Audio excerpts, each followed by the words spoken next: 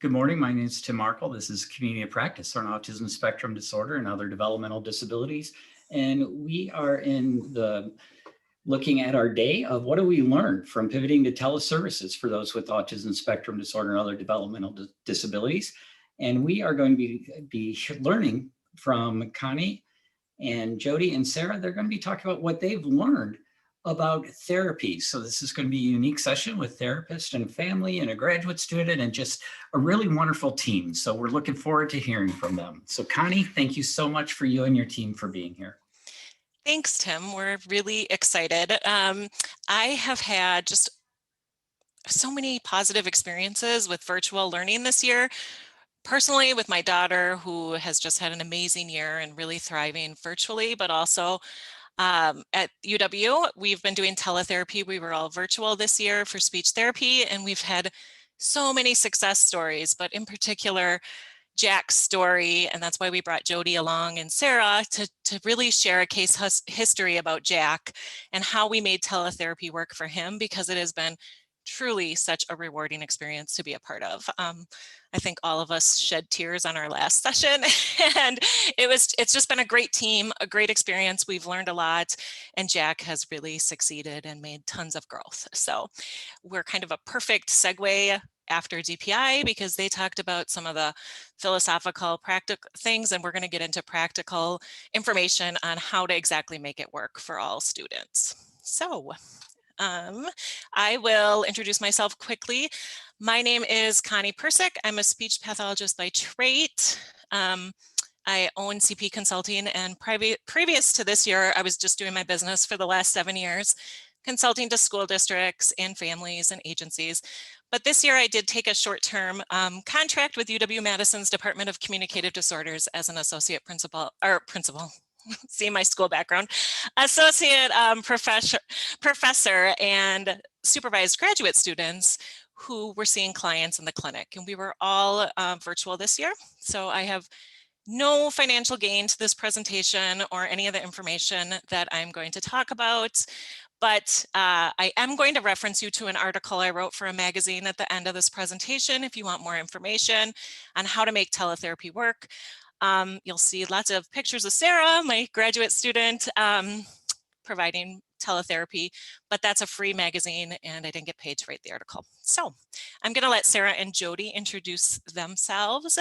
Today we're going to talk about Jack a little bit, give you a little summary of our therapy, and then some barriers we hit after the first week, some modifications we had to adjust to those barriers. And you're going to hear throughout the presentation our perspective as clinicians, and then Jody's perspective as Jack's parent and their family's perspective, because I think oftentimes those can be very different and we don't often talk about the family's perspective. So we wanted to definitely share that with you. And then we're going to talk about successes and just overall benefits that we saw from providing teletherapy this semester. Okay, Sara.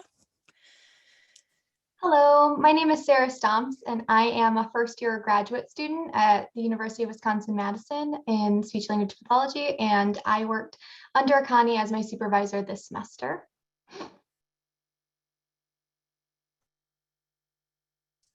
And now Jody, we can hear about Jody, her family, and a little bit about Jack. We have decided we're going to win the cutest handouts award. Our presentation is loaded of adorable pictures of Jack and his brother. So, Connie, you realize there's not really a reward, right? You don't expect a prize in the mail. No, although your slides are adorable. They are. I said it might not matter what we say because everybody's going to be so fascinated with how adorable Jack is. Yes. Hi, I am Jody. I'm Jack's mom. I was just going to talk a little bit about Jack and what the first 3 years here have been like before we started therapy. He's always been a great communicator his whole life. He's been letting us know how he feels about his surroundings since day one. He never said mama. He never said dada. He didn't say anything. He was always a great babbler, though. He made the best noises, the best warbles. We always had some concerns about him not talking, but his doctor was always there to listen to us, and she never pushed us away. She said he may not talk, but he's a great communicator, which we all have talked about. At 18 months of age, we got a referral to get him an autism diagnosis, as our doctor saw a lot of the qualities that her daughter had. Her daughter also is autistic. So she knew, and she was really beneficial to us and helped us through that process. To help Jack communicate, since before he could even walk, he would climb his changing table to show us what he wanted in a closet. He would stack items up to get into the window to watch for his dad. He always seemed to sense when dad was coming home. He would work the doorknobs. He would climb the counters. He would open up. I mean, he was just a danger to himself the whole time because he knows what he wants. He's always extremely motivated by what he sees and what he wants. Even now, Jack is the best at charades. I mean, he knows about 10 signs, but charades is his go-to, and he's pretty easy to figure out in that way. Of course, it leads to frustration, a lot of explaining to people. But yeah, just to simplify Jack a little bit, he loves his family, he loves making new friends, and he loves a routine and being prepared for what's ahead. And his favorite thing in the whole world would be superheroes and Legos. Jody, can you just talk just very briefly about therapy he had before UW and how that went? I'll never forget. Okay, so I knew Jody personally prior to working at UW, and over winter break, I was looking for new clients because we had to increase how many hours our graduate students received in clinic that second semester. And I contacted Jody, and she was like, teletherapy? Jack doesn't even sit for his favorite TV shows to watch it in its entirety. I don't know if you thought I was nuts, Jody, but he definitely had struggled in the past with maintaining attention.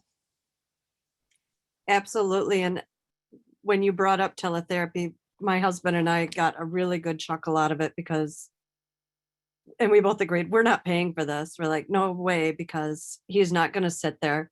This is going to be such a waste of time. We can't get him to sit for a meal. We had even talked to his teachers at school, and said we were going to try this, and they giggled. I mean, they were like, oh, good luck with that.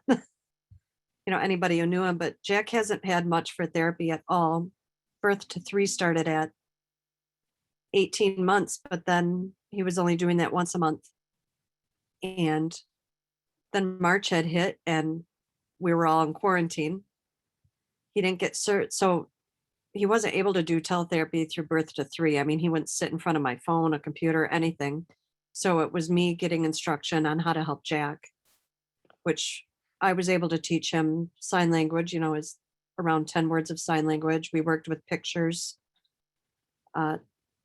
We just tried anything we could to help him by watching him. And COVID actually helped Jack and helped us learn a lot about Jack, what causes anxiety, what stresses him out a lot, which is going into new places, being around new people, all the noise. His excitement or his stress shows as excitement and running and screaming and just really, really hyperactive. To some people, it looks like really just naughty behavior, which of course we get comments all the time about that, but it's just him being stressed out. He was able to start December 7th at the Portage Elementary. They've got a new Portage Prodigies for 3-year-olds. So it's twice a week. He goes for 2 hours twice a week.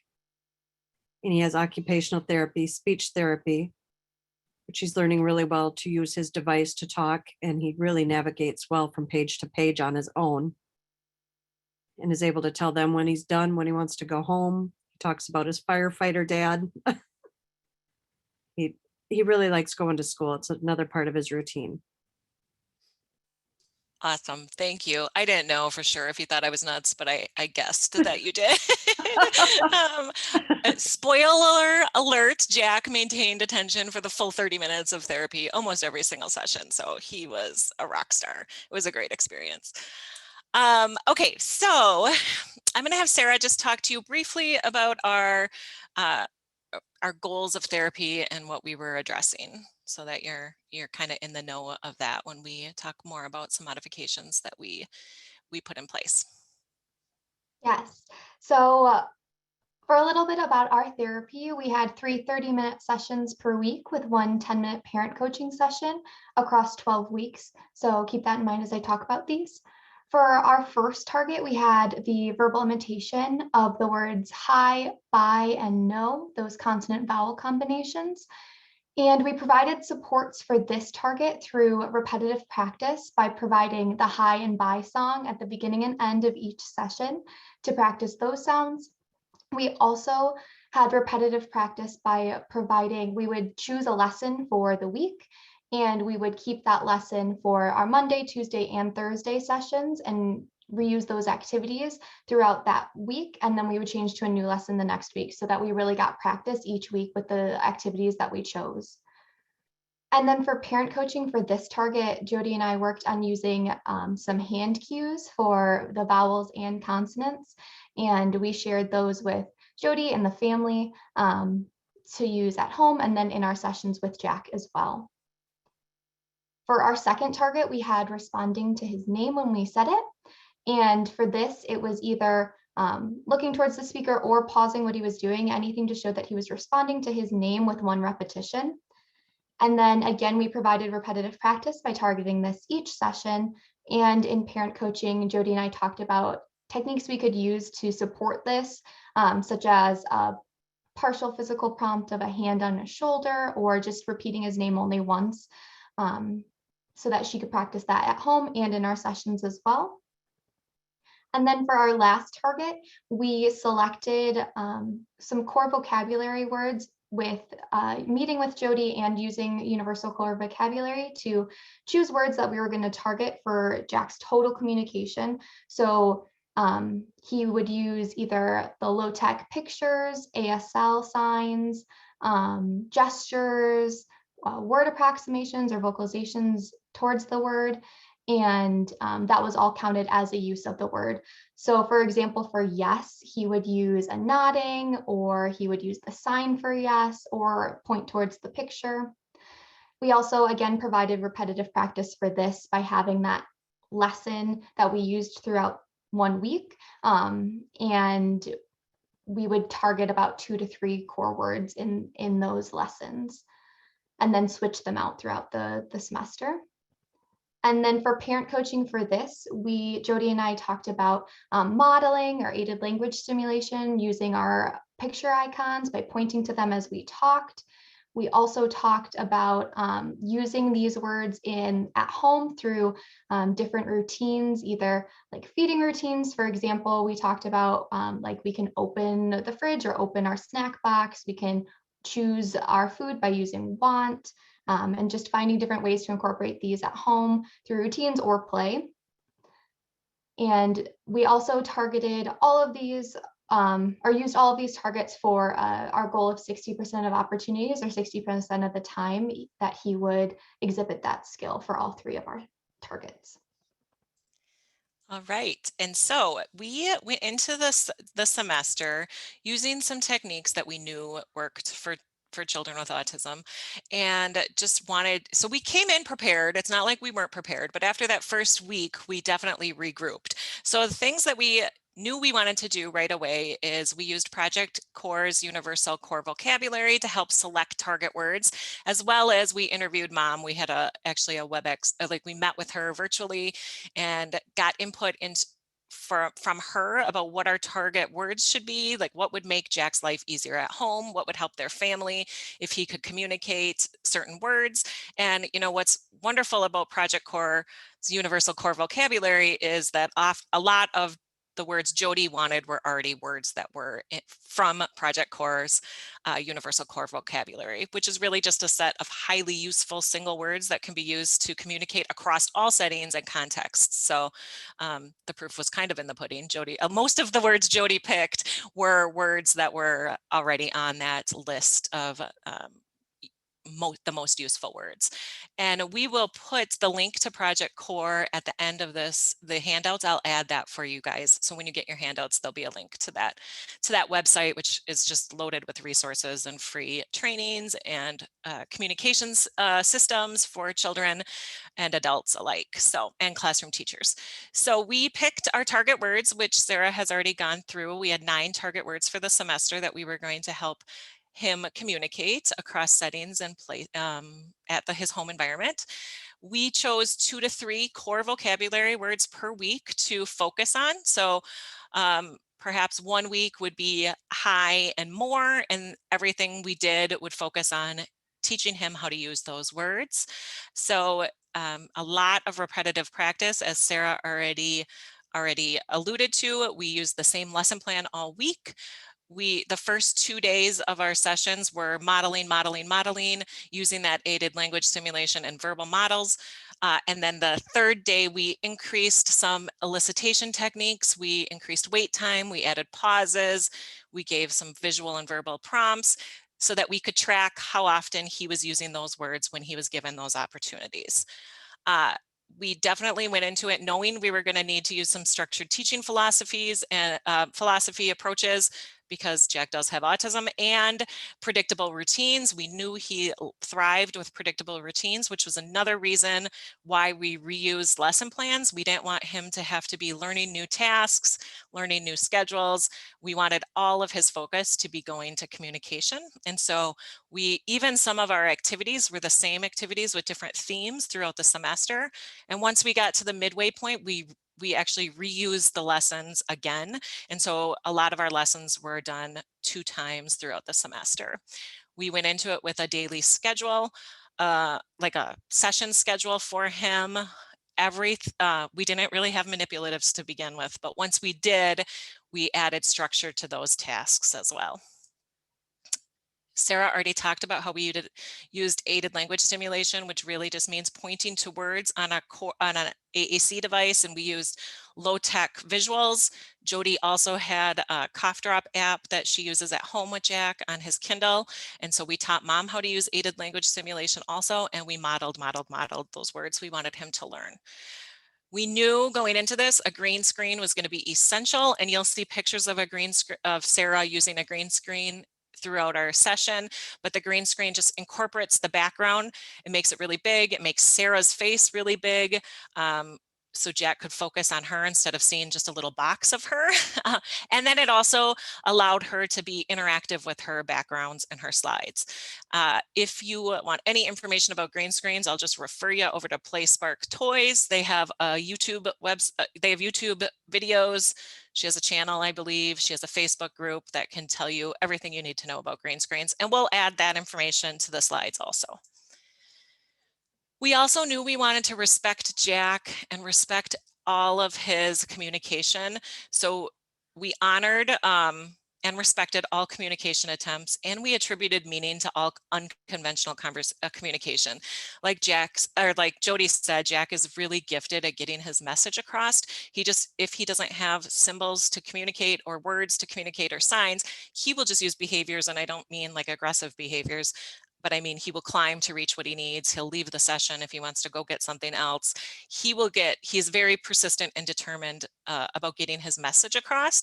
And so we didn't do this at first, but as the session came along, and we'll talk about how we worked with Mom and some barriers we had, because we did have some barriers at trying to figure out what Jack wanted. But we were also building a relationship with Jody. And so we didn't at first attribute meaning to all of his unconventional communication attempts, but as the semester went on, we got really good at it. And then we took data after pre-teaching. And so the only time we collected data was that Thursday session after he had pre-teaching Monday, Tuesday, where the focus was just modeling without any expectation from Jack. We definitely taught, and then collected data. And then we knew we were going to have to embed his high interests. We knew he loved superheroes. We knew he loved Legos. I don't think we were extremely, I don't think we embedded them enough in that first week. And we'll talk about that when we get to barriers. but we definitely learned as we went that high interest had to be embedded in everything that we did. So I'll let Jody kind of talk first about some barriers we saw after the first week, and then we'll get into our perspective on what some barriers were. Like I stated before, we weren't sure that any of this was going to work. So just watching that first day was not my favorite day, but I did put on his weighted vest. I saw maybe that might help him. It had been helping him at school, whereas in the past, Jack did not like a weighted vest at all. I think we tried for too long and didn't do it at the right times that worked for him, but it seemed to work during his teletherapy here, especially the first few weeks until he got used to it. It really was beneficial to him. But it just wasn't interactive enough for Jack. He really needed to be touching things, looking at a screen that's not showing his superheroes. Nobody's saving anybody, nothing to take apart. It really was not holding his interest. There was music that Jack really was not enjoying. He doesn't like cartoony nursery rhyme music, and I think to him that's what it was. While his brother was enjoying it, Jack definitely was not. Let's see. A lot of times we would have brothers come into the kitchen during teletherapy, and that was just an interruption that didn't work for him. And all he wanted to do was focus on what the brothers were doing. What were they eating? The puppies come in. What are they getting into? I'm going to chase a puppy. Dad came home from work early. Hey, Dad, let's talk. Another one, he takes things very literal. So we're pretending to knock on things in our therapy. We said knock on the door, and Jack's going to knock on the door, and who's at the door, and then dogs. So, it was a really huge learning experience for me of what I needed to do to help him be able to focus, what I had to have ready for him. I had to talk about prior and show him the schedule. I've never been very good at the first then. I don't know why it's such a simple task to show your child first you do this, then you can do that. But getting the pictures about first we're going to do school, computer school is what we called it. First we'll do computer school, then we'll go take a walk or something. But those were a lot of barriers for us. And I was trying to keep his little brother out of his therapy, which they're usually pretty inseparable. They're only 10 feet away at the most usually. So that was hard for Jack to not have Oscar in the room and Oscar trying to come into the room. So I got extremely lucky that they said, bring Oscar in. It looks like they're really working off of each other, and it really benefited both of them. So, yes.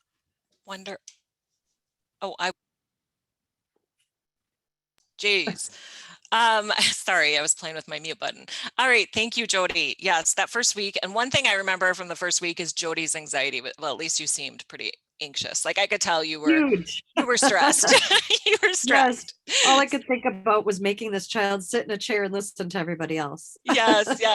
And I was trying to read, I remember telling Sara, I think mom is just stressed. Like, I think she's going to be okay if we tell her he can go, he can leave, and we'll figure out how to bring him back.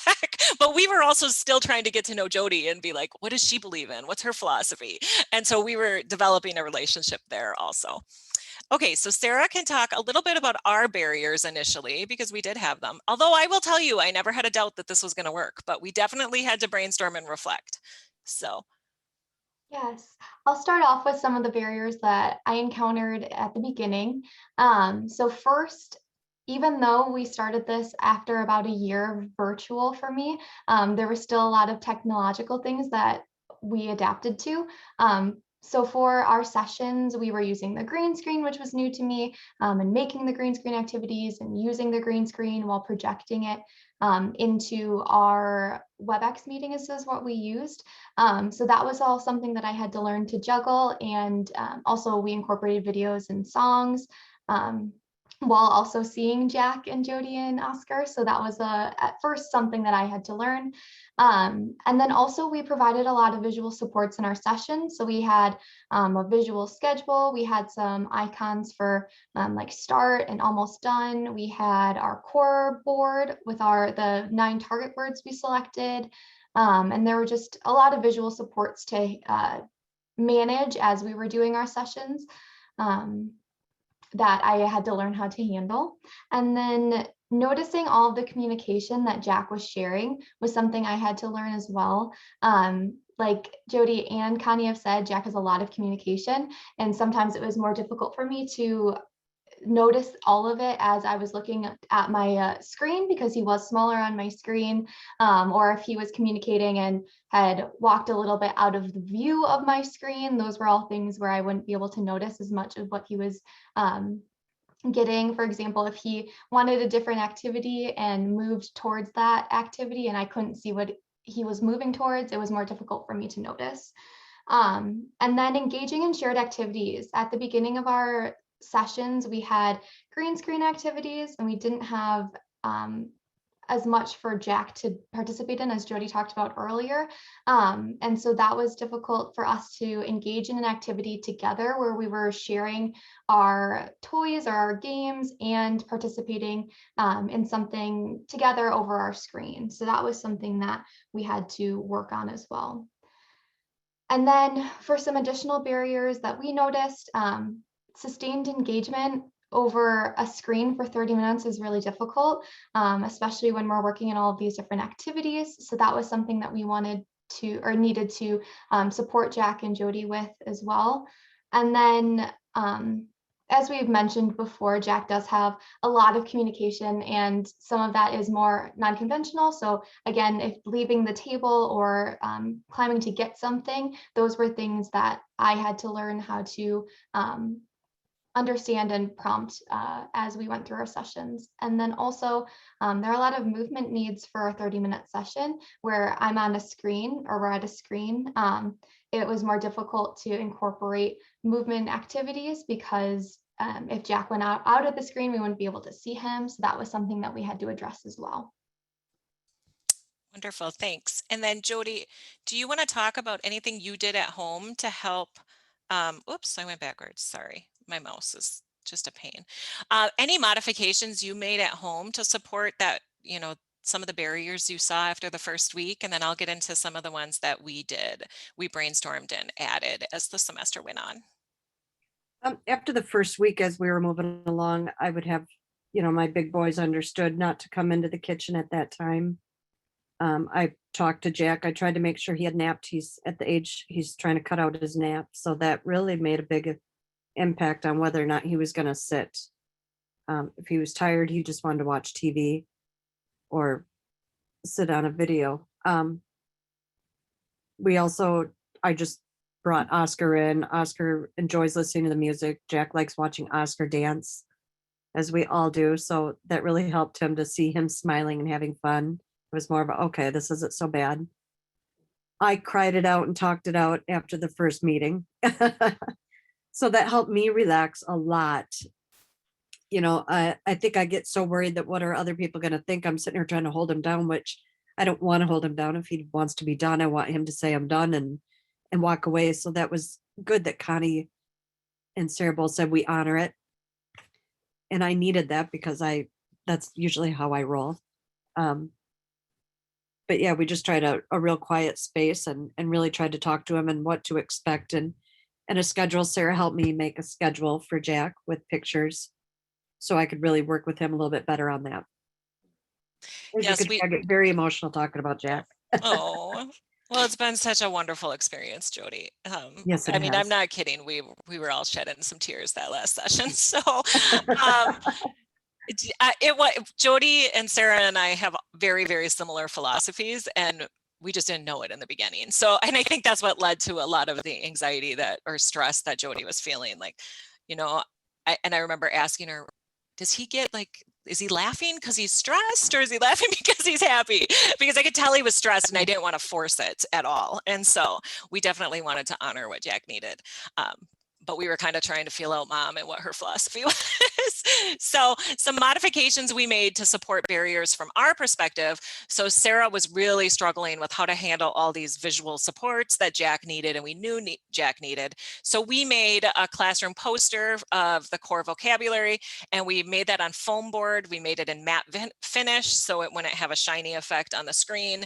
We made it like a big poster so Sara could handle it easily. We also made another foam poster of the 9 target words we had, so Sara could pick that up more. Like, I just didn't want it to be flimsy for her. I wanted it to be really sturdy. I wanted it to be seen well via teletherapy. And so we had those posters made in a matte finish, so it would be really easy for her. We also started adding in the core vocabulary right onto her Google Slides or PowerPoint presentations. So she didn't always have to be picking up visuals. Like, she could do that sometimes, but other times she could just point, you know, just like all people, we're going to do whatever is easiest for us. So whenever she needed to point to a target word, it would be right on her screen for her, so she could do that. I told her to just go ahead and Velcro. She was using a visual schedule, but the visual schedule wasn't like accessible to Jack the whole time, because she would just pick it up and show it to him during transitions. And I really felt like Jack needed to see it the entire session. So we made that Velcro, we Velcroed it to our green screen, as you can see in the background of Sara over here. And then she could pull it off during transitions, remove, you know, say, all done, hi song. Now it's time for knock knock, and point to it while she was transitioning, and then just stick it back on the green screen. So it was super accessible to her.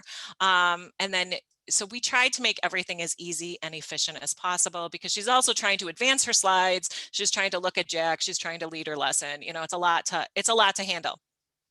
So we also found, we used WebEx platform to do teletherapy, and it automatically records the speaker who's talking, like it will show them bigger in the recording. And because Sara was using a green screen, you have to share your Zoom screen while you're on WebEx. So Sara was actually in the meeting 2 times. And so when our recordings were just basically all Sara, we couldn't see Jack.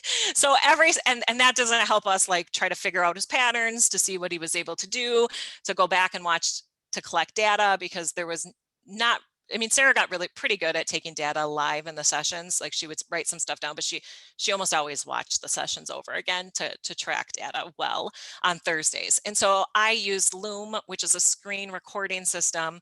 And we did not figure this out until probably March. Like, Sara finally told me, and I watched a recording and I'm like, oh my gosh, you poor thing. How are you collecting any data? You can't see Jack. And so I would screen record as I was observing the session, I would screen record my screen. And I would make Jack super large, Sara tiny, and then we got a good view of him, and we could figure out what he was doing more. We could watch him closer, and we could really brainstorm, like, what is he trying to communicate if he was using some unconventional communication acts. And then we were more prepared going in the next week with ways to model and prompt those for him. So we also learned very, very quickly that Jack was going to need some manipulatives. He could not just sit there and watch a screen and not have anything to interact with. So I feel like this is just a picture of supplies I had for Jody. I think I did 4 drop-offs through the semester, and I labeled everything and organized everything for her, so it would be easy for her. So Sara just would send her a message on Monday mornings that said, these are the activities you need, and this is the order you need them in. And then Jody could have them all stacked up next to her and ready to grab quickly. And so we also incorporated sensory bins for him. And this is like one of our favorite weeks. He loves firefighters. So our theme was firefighters, and he loves Toy Story. That's another high interest of his. And so Sara sent me a text saying, I think I'm going to do a green screen activity where the firefighters are saving Toy Story characters from the tree. And I was like, hey, I got everything. I can do this. I can make a sensory basket. So I actually did have to go to the dollar store to buy Buzz Lightyear characters and Toy Story characters. We stuck them in a tree. We put them in a sensory basket, and Jack and his brother could play with that, while at the same time, Sara was doing the screen, having the green screen activity behind her. And so she actually can't see it, but behind her head, there's a tree with characters stuck in it, and the firefighters, then she could model help Buzz, help Woody, and the firefighters would help them. and Jack and Oscar could play along with her. And then I always tried to add like some sort of costume to get them in there, to get them in that role. And so I think with this one, actually, there was a firefighter hat and there was Jack's, his brother could be one of the Toy Story characters. There was a mask for that. So we did multiple, and then we did really predictable routine of knock-knock games, which who knew this would be so fun, but the boys loved this. So all we did was get a pencil box and we had different, like we had a door one week and you would knock on the door, and when Sara advanced her screen, there would be a superhero there. The boys would open the box, they would say hi, and they would take out a superhero. We also did it with like Woody. We had Andy's trunk, and we just made the pictures, laminated them, had them stick onto this box with Velcro so we could use the same. It was a predictable routine. The boys knew exactly what to do. They didn't need to relearn a task. The pictures and the characters would just change.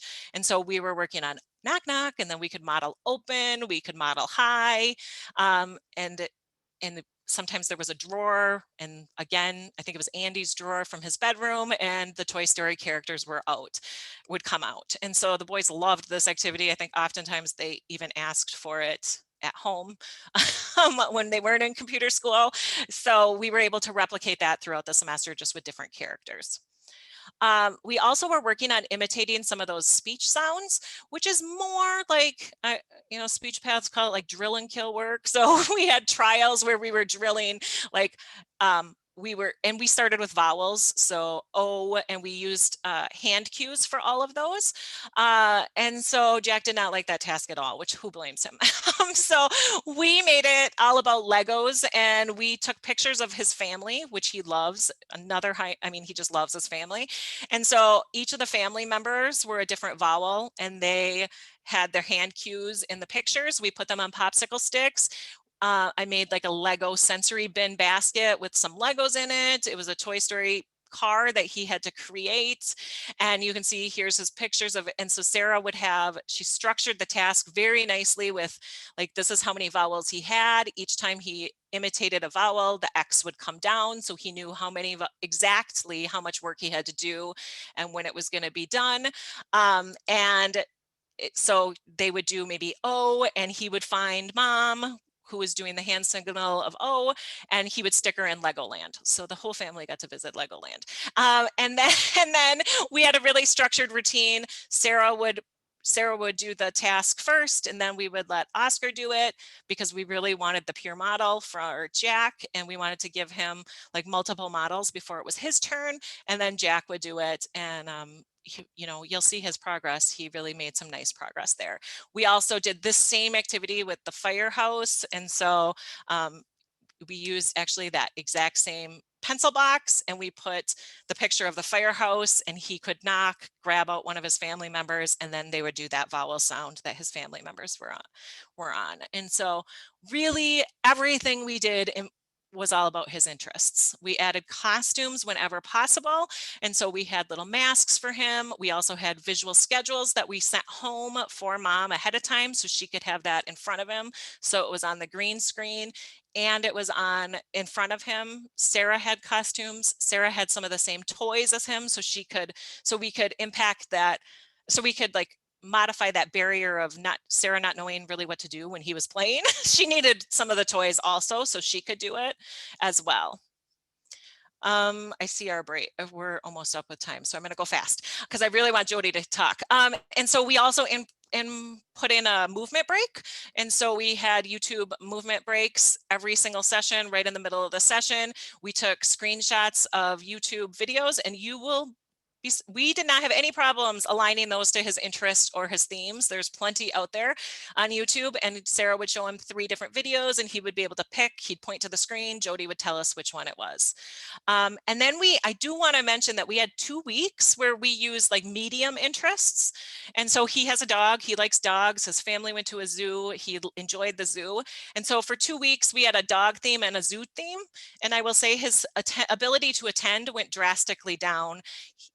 He attended 2 sessions out of 6 in its entirety. He did some beautiful, like he would just wave by. He'd get on, he'd wave by, and he'd walk away, and we'd be like, well, I guess Jack is telling us he's done, and we would honor that. But then we went back. He was really into mashers, which are these guys down here, and superheroes at that time. So we went and did a theme around mashers and superheroes, and we had him back just like that the next week. So I'm really glad we actually did that, because it told us a lot about Jack. Like, Jack really needs his like passions in life to be embedded in what he does. All right, Jody, what did you see as a success from a family perspective? We get 5 extra minutes, right? No, we get a little bit of time, right? We started late. No, 1 minute, but we started late, so we should get 5 more minutes. All right, Jody, go ahead. There's been a ton of success, even when my 9 and 11-year-old are able to say they notice that Jack is definitely, he nods more clear now. He signs yes, but he was just getting to be so slang about it. He'd be like, and we're like, was that a yes? Was that, kind of a flipping us off? What's going on? So he was definitely giving better yeses and nos. He was much more clear. Both the little boys love to go around the house. Anything that they need open, they were doing a open with both hands. And Jack does a more of a but it was huge to see, so we incorporated that. You want the drawer open, your fruit snack open. We say it, the pencil box, it really was out on a daily basis. I mean, they wanted to play it. They brought it to me like it's the newest, best toy in the world. As we know, kids love boxes. We use stop, and Jack's school has the stop picture that Sara had used as well. And in the game, they held up the stop or learned to put their hand up. Jack has been able, we always ask if he wants to be tickled or wrestle with the boys and dad. And we want to make sure he's clear. If he wants to stop, he should be able to say stop. And he has learned to stand up and say stop, or that he's all done. And he's very firm about it. So the whole family's like, okay. But back to school also has those pictures as well. And they had to put him on the doors because he tried to leave their classroom. He's an eloper. And he saw the sign and he said, stop. And he does that a lot to tell us no. He lectures us a lot. But he tells everybody, no, that says stop. So also, kids like to take his toy. He's always got a guy in his hand. He likes to have guys. It's his thing. So we always let him have a guy for his security, and he'll tell the kids now, stop. Like that, and Oscar he wasn't talking either. And he's 20 months old, but he is now using words with P in him. And he says puh for stop. And he's also trying to say open, and he says hi and bye. Jack has gotten really good at saying hi and bye to everybody when they come and go. And it's really, even if it's just a wave, that's something that he's never said hi or bye. He struggled with just waving. So since just doing this, he is definitely saying hi and bye to everybody he sees. It's very offensive when people don't say it back. He just used to yell, ha. But now you can hear that it's hi. It's supposed to be hi. And Jack will sit down. He's asked for school. Now he looks at the picture on the fridge and he wants to do school. We had days where we had to log on 2 hours early and watch videos of dance breaks that Sara was doing dance breaks. Well, we were watching those for hours before school even started, because Jack was having such a good time. And we have such a tiny house. We can't hide all the stuff that Connie was bringing over for them to do. He takes it out and he does it. And he does it just like Sara does in Teletherapy. The popcorn bin came out, the coffee beans, all the beans, all the peas, all the rice. I mean, it's all over my house, but boy, these kids are having fun and they're doing exactly what Sara's been showing them and copying all that. It's been really, really fun, but painful at times on our feet. I don't want to interrupt, but I'm going to, because that was one of the huge benefits we saw that wasn't even a goal, is we saw a huge increase in joint attention from Jack. He started showing us things. He started commenting on things, but he also started having some really good pretend play skills that he wasn't doing before. And so we saw some simple pretend play. He even took on the role of Buzz before, which we know is so important to help develop perspective taking, is to develop some of that pretend play skills in early childhood. And that was a huge added bonus to this that we didn't anticipate. Absolutely. And he was able to really open up with Sara, every session he's got a huge fear of bugs. So he always wanted to remind her about the bug that landed on his hand almost 2 months ago that was outside. He's always pointing to where it happened. He's always showing her his owies. And that's how he greeted her every day, with his hi and then bugs and owies, and then we can move on. He really developed a good relationship with Sara. So I'm going to skip some of our, sorry, Sara, I'm going to skip some of our graphs because you guys can see this, but he made substantial gains in all his goal areas. But we also saw an increase in spontaneity. We saw an increase in how many different communicative functions he was using, which is really just the purpose and why he's communicating. Those all increased. We saw, I talked about the joint attention, his complexity of communication increased. Not only did we track data, but we also used the communication matrix twice throughout the semester, and we used the complexity communication scale twice, all within 8 weeks apart. We had an 8-week time point period, and both of those assessments showed substantial gains in his communication. And so that was, so exciting to see after, that was just 8 weeks because we didn't have the technology to go back. We weren't recording in a way that we could go back and look before March 2nd. And then benefits of teletherapy, because I can talk fast and I know I can, and I want to end on Jodie's positive note, but some benefits we saw from a clinical perspective of just being able to provide teletherapy is the family engagement piece. I've always been a supporter of getting families engaged in therapy and whatever we're doing in the school, but this was different because Jodie had to be an active member of every session. And so we had to collaborate with her continuously. She wasn't a passive observer in any way, shape, or form. She was right there. She was telling Sara what Jack would do. Like, oh, Jack just pointed to want, just in case Sara couldn't see it. So she was helping us with some of that data. We definitely saw the incidental benefit to his younger brother. Like he got free speech for 3 times a week. That was amazing. I was like, wait, yay, let's do this. He was not stressed. He didn't have to deal with a new environment. He didn't have to go somewhere. He was in his natural home environment where he felt comfortable and safe. Parents are not from the Madison area, so their commute one way would have been 50 minutes to get into our clinic. And so that would have been a huge stressor to the family. That's one thing over teletherapy. I've been able to access and provide services to families in rural Wisconsin who didn't have that option before. They either didn't have therapists that were trained in what they needed, or they would have a long commute. So that's been super exciting. And I talked about mom being an active part of each session, but I think her whole family has seen benefits. So I want to end on that note.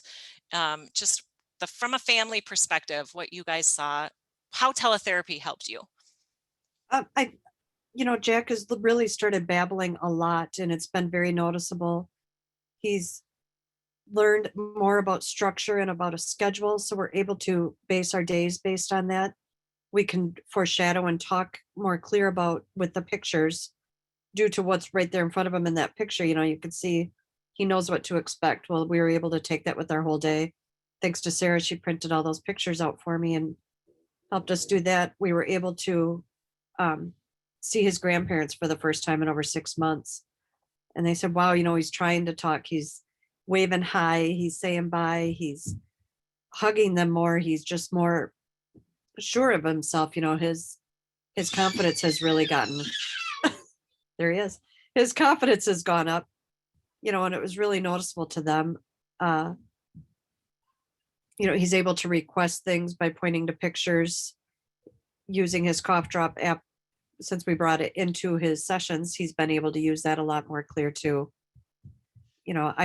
There's not any real negatives to having this teletherapy. Jack gets very anxious when he has to go to new places. It takes a while to get used to it, and hates being in the car too. So we really benefited the best of both worlds on that part.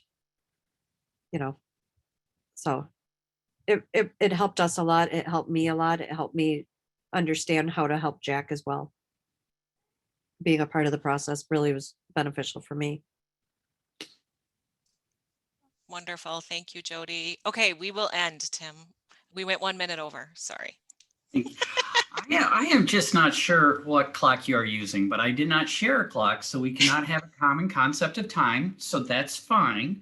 You're doing great. Loving everything that I heard. I know that there may be some time commitments are near end. So what I'm going to do is I'm going to stop the recording, going to open up the chat, see if anybody has questions, comments, if they want to share them verbally as well. So just one moment as I stop the recording.